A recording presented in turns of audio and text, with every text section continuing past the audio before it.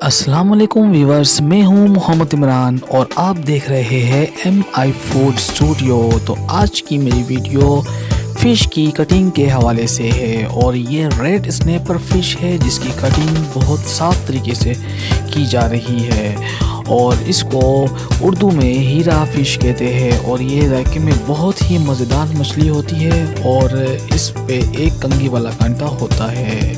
व्यूवर्स, अगर आपको फिंगर बनवाने हैं तो आप इसका बआसानी इस फिशेस के फिंगर बनवा सकते हैं। आपने बिस्किट बनाने हैं तो आप बआसानी इस फिश के बिस्किट भी बना सकते हैं। तो वीडियो शुरू करने से पहले मैं आपसे गुजारिश करता हूं कि मेरे चैनल को अगर आपने मेरे चैनल को सब्सक्राइब नहीं किया तो मेरे चैनल को सब्सक्राइब करके बेल आइकन के बटन को लाजमी प्रेस करें ताकि मेरी हर आने वाली वीडियो का नोटिफिकेशन आप तक पहुंच जाए और वीडियो को ज़्यादा से ज़्यादा शेयर भी कर दे और लाइक भी कर दिया करें और कमेंट्स बॉक्स में भी मुझे बताएं कि आपको मेरी वीडियो कैसी लगी। इस तरह की मैं वीडियो आपके लिए लाता रहूँगा और अगर आपके नज़दीक कोई फ़िश मार्केट है तो आप मुझको कमेंट्स करके बता सकते हैं। तो चलते हैं वीडियो की तरफ, लेट्स गो।